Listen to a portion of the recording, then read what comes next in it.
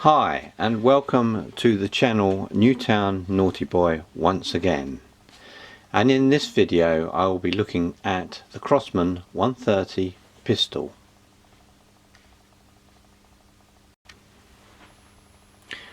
So here is my Crosman 130 that I've just acquired. It's a pneumatic or multi-pump up pistol produced by Crosman between the years 1953 and 1970. It's in .22 caliber. The model 137 was the 177 version of this gun, and it's a little bit more rare to find. There's far more .22s around than the 177s. As far as I know, there's no way of actually dating this pistol exactly, unless of course you know otherwise. There doesn't seem to be a serial number stamped on the gun anywhere. I've had a good look, but maybe you know differently. Crosman had previously made the model 105 in 177 and the 106 in .22 between 1947 and 1953. The previous pistols had been notably problematic due to the valve and the trigger mechanism inside. The 105 and the 106 suffered from what was called lock-up.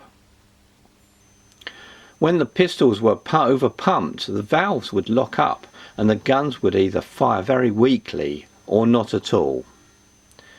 To prevent over-pumping, Crosman engineers invented a new type of valve that would work much differently to the one in the 105 and 106.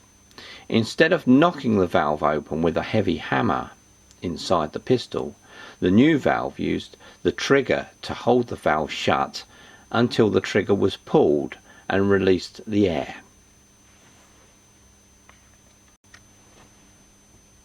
The new type of valve was a success to an extent anyway.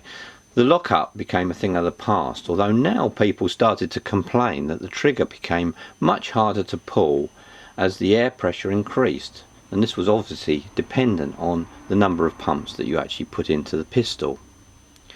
There's no hammer in these guns and no hammer spring either, so the gun is always ready to fire when pumped.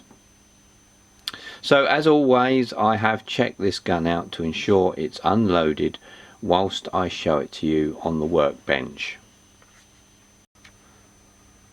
So I'm now going to demonstrate to you how the actual action works, and I'll dry fire this pistol. As I said, I've already checked the gun and made sure that it's actually hasn't got any pellet in there, and it's completely safe to do this.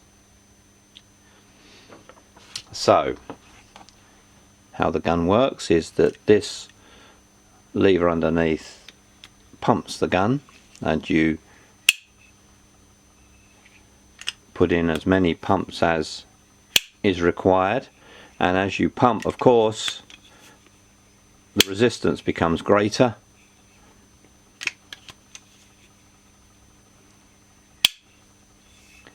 and on the top is your breech, and you twist this around and pull it back to expose the loading port there. If you can see that, let's zoom in a little bit more for you.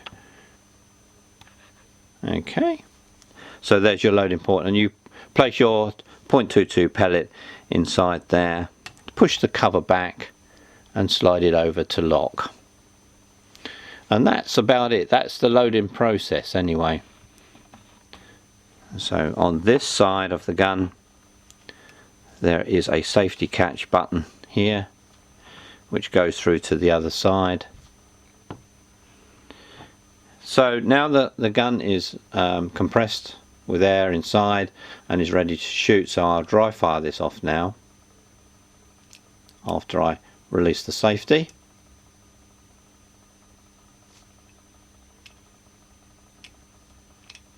And you can see that there doesn't seem to be any air inside this gun. So one of my projects is to actually strip this gun down, and I have a set of seals ready to do this. I have obtained a seal kit from the USA, bought through eBay from a chap whose ID is RJFERON. I'll put that on the screen for you so you can search for him. His instructions and seals are really good, and always a good buy. They're quite detailed as to where you put the seals. Lots of instructions there. It's a great package to obtain, and we can get that in the UK by ordering through eBay. So as you can see, the pistol isn't in great shape.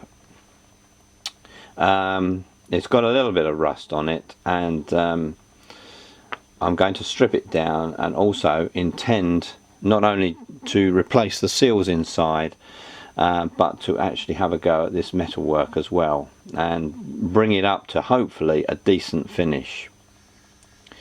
It's just not performing very well at all, but I have had some dry fire shots out of it, so I'm going to take it outside now and see if I can get some shots through the chronograph, and just as a reference point really.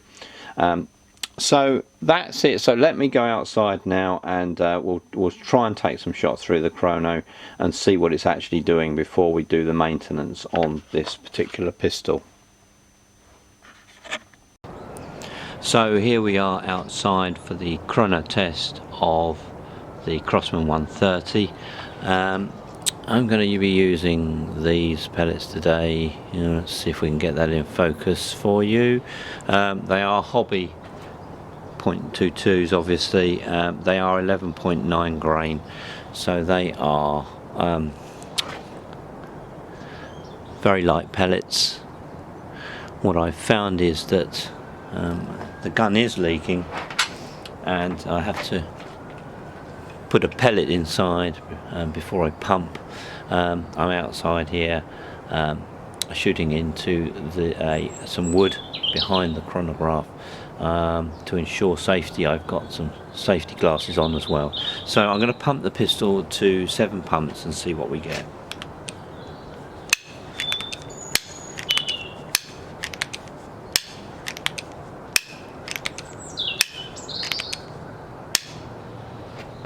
And here we go.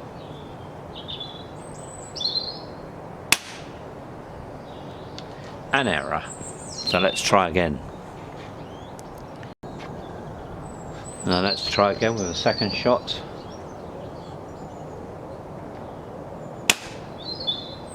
And we got an error again.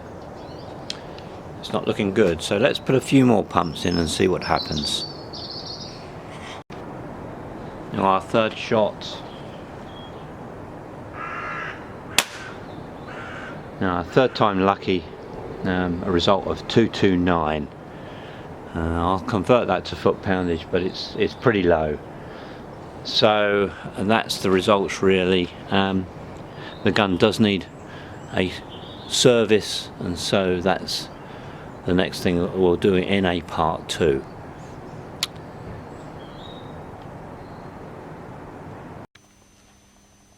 Okay, so that's the part 1 from me, just showing you the pistol itself and taking it outside and chronographing it. And join me again soon for the strip down process, and thanks for watching. And as always, if you've enjoyed this video, please press the like button and subscribe to my videos, and that will enable you to actually get notification that the part 2 is available if you wish to watch that as well. So thank you very much, and goodbye for now.